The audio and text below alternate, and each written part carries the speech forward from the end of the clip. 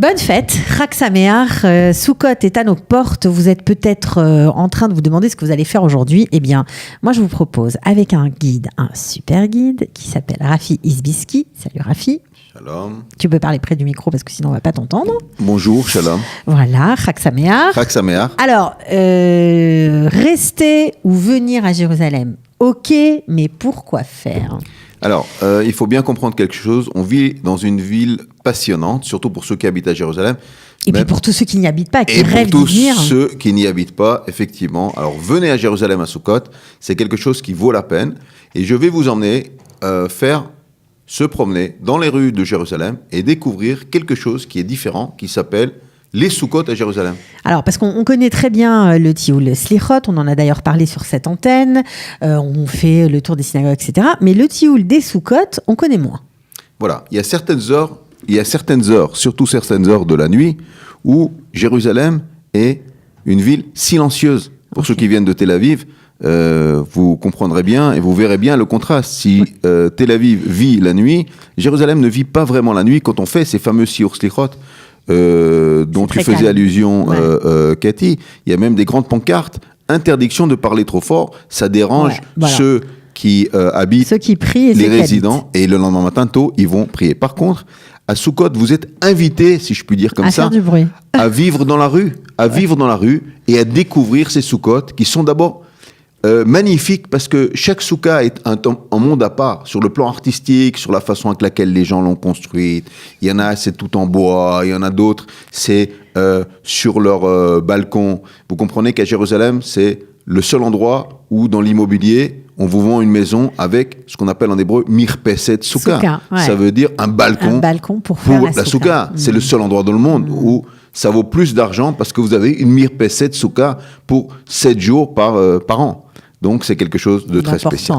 Oui, et puis il y a les feuilles de palmier un peu partout sur les toits des Soukottes. Ça chante. Ça mange, dort dans la soukha. Et donc, vous avez quelque chose d'épatant. Alors, quelles sont un peu les options ? Alors, on a Nachlaot, évidemment. On a le quartier de Nachlaot, près du chouk de Mahan Yehuda. C'est assez fleuri, c'est beau. C'est différents types de Sukkot. Est-ce que les gens peuvent nous inviter sous la soukha ? Alors, ça arrive ou pas trop ? Ça peut arriver. Il y a également des Sukkot publics. Ça existait également en Europe ou aux États-Unis ou dans d'autres endroits.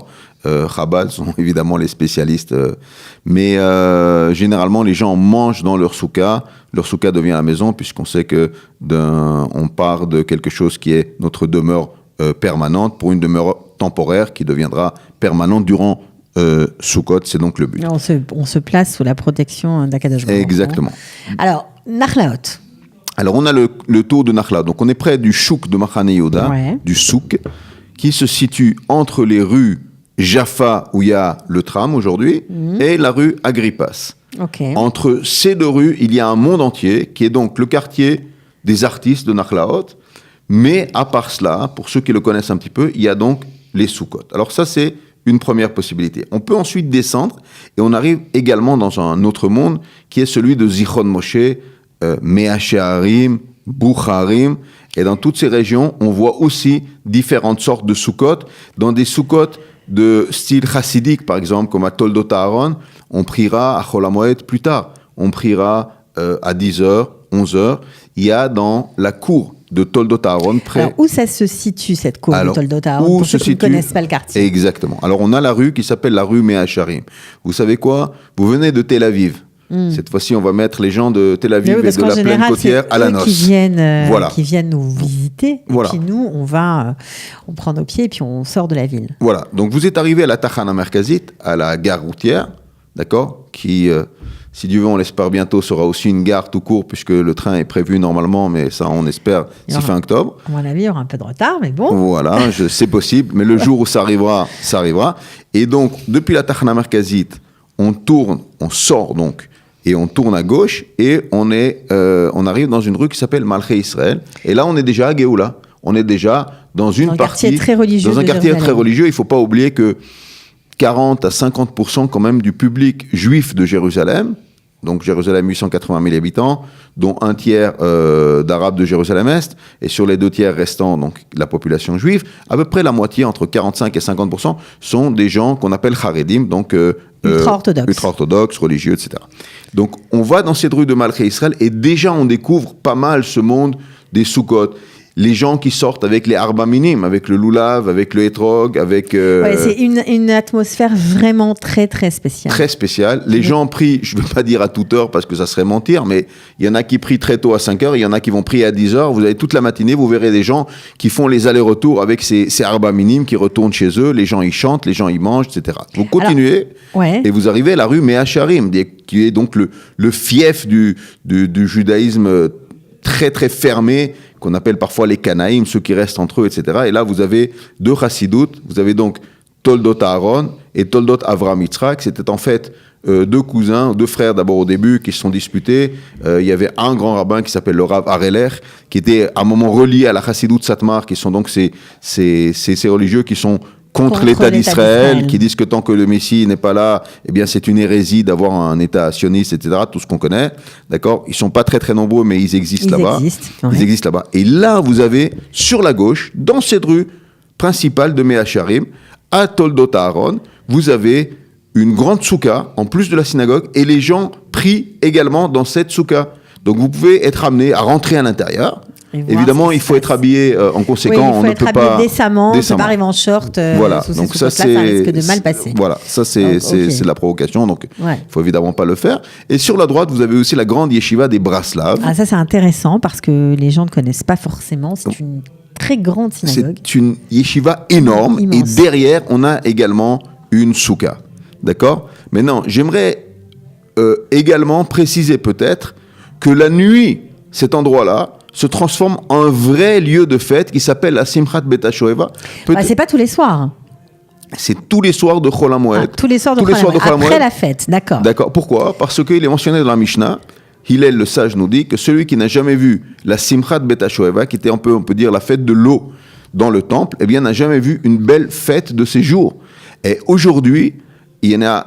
Alors, on n'a plus le temple aujourd'hui. On n'a plus le temple, mais ils prennent ça à la lettre. Cette tradition a été respectée. Absolument. Ça veut dire qu'on fait la fête tous les soirs de Chol HaMoed Sukkot, mais c'est surtout dans les quartiers religieux que ça existe. Alors, c'est énormément dans les yeshuvim religieux. Voilà, dans les quartiers religieux. Et dans le monde chassidique, ça prend un aspect tout à fait particulier. On a une chassidoute qui s'appelle la chassidoute de Belz, où on a ce qu'ils appellent eux le temple, parce que leur synagogue ressemble à un temple, et c'est la plus grande synagogue du monde. On la voit d'ailleurs de partout, de tous les points de vue de Jérusalem. Elle dépasse, elle est à peu près dans le quartier, on va dire près d'Archotzvim, pas très loin là-bas.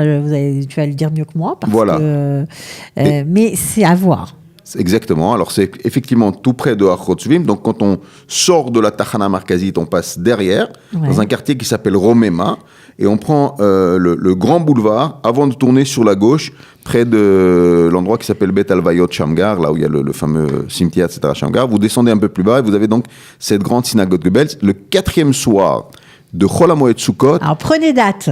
C'est important. Ils ont ce qu'on appelle Seudat Parnassa. Ça veut dire le repas pour avoir une bonne parnassa pendant toute l'année, un bon gagne-pain, et c'est tout à fait particulier. Il y a des grands écrans. Alors, c'est des tables énormes, avec des chalotes, vous en aurez jamais vu comme ça. Et quand le rabbi a fini de faire la bracha, il y a 3-4 personnes qui enlèvent leurs chaussures, ils montent sur la table avec leurs bas blancs, et ils jettent ce pain-là, ces chalotes, où ils les mettent dans des assiettes, et tous les chassidim le mangent, et là, ils commencent à chanter, et c'est la fête. Il y a des orchestres. C'est du délire. Ouais. Alors, à Belz, c'est surtout des violons, enfin, c'est pas, parce que vous savez que dans certaines chassidouillottes, on va pas sortir la sono tant que le temple n'est pas reconstruit, parce qu'on a encore le malheur du temple qui n'est pas reconstruit. Mais effectivement, c'est la fête, c'est le chant, c'est la chorale. C'est un truc à voir. C'est un truc à voir. C'est démentiel ce que tu racontes. C'est très très beau. Celui qui n'a pas vu ça, il faut vraiment regarder. Tout le monde peut y aller, c'est ouvert.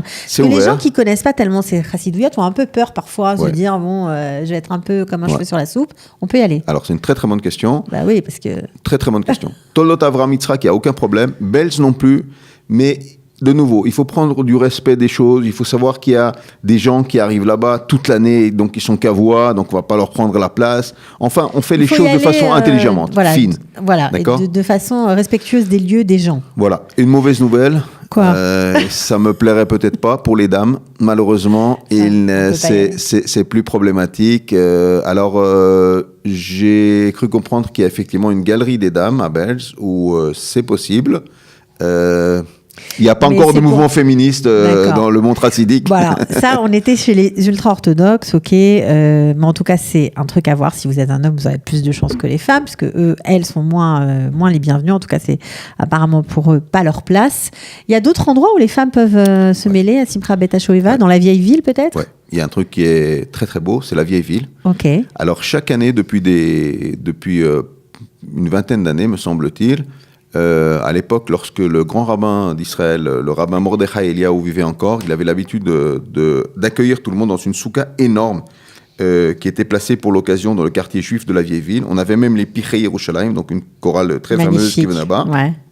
Et tout le monde pouvait venir. C'était vraiment une excursion familiale, un tioul familial. Et alors, c'est génial. Toute cette période de Tishrei, de Elul Tishrei, est fantastique dans la vieille ville parce que on a tout le peuple juif qui vient là-bas, et pas seulement. Et ils viennent découvrir ceci, des juifs pratiquants et des juifs non pratiquants, et des juifs racidiques. Des juifs, tout simplement. Tout simplement. On vient des quatre coins du pays, parfois même des quatre coins du monde, puisque vous savez aussi qu'il y a la marche des nations pendant la période de Sukkot. Oui, on en a parlé sur l'antenne, il y a une marche incroyable. Il y a des marches toute la journée, il y a un super happening au Gad Saker. Incroyable. Il y a beaucoup de choses qui se passent à Jérusalem. Et puisque tu parlais de la vieille ville, il y a même aussi des ateliers musicaux à la Chorva cette année. Exactement. Il y a des ateliers musicaux à la Chouva. Et là, j'aimerais dire quelque chose peut-être. Ceux qui n'ont jamais vu la synagogue de la Chouva, allez la voir, c'est l'occasion. Normalement, elle est payante. Là, elle ne le sera pas. Ça sera ouvert au public. Et c'est grandiose. C'est une synagogue fantastique qui a été donc remise à jour depuis l'année 2010. Pour ceux qui n'ont pas eu l'occasion, il y en a peut-être qui, tout simplement, n'ont pas encore visité la Chouva. C'est des choses qui arrivent.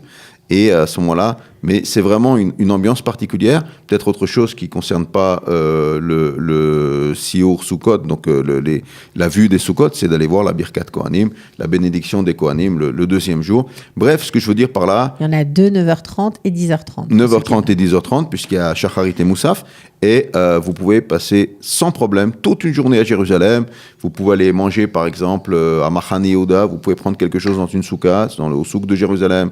Vous pouvez organiser de telle manière que vous commencez par Machane Yehuda et vous continuez par le Rova Yehudim et Hacharim. Vous restez la nuit pour Simchat Bet HaShoeva et vous avez une journée fantastique. Et pour ceux qui habitent à Jérusalem, pas besoin de sortir très très loin. Vous ouvrez votre porte. À pied. Voilà. Bon, en tout cas, merci beaucoup, Rafi, pour ce petit tour. Ça nous a déjà donné envie d'y être. Voilà, Chag Sameach à tous ceux qui nous écoutent. Et puis, j'espère que vous allez mettre les bons conseils de Rafi Isbitski de les mettre en application, voilà, et de faire ces tioulim, ces découvertes de la ville. À très bientôt, Rafi. Merci, Chag Sameach Cathy, et à tous les auditeurs. Voilà, ciao, ciao. Au revoir.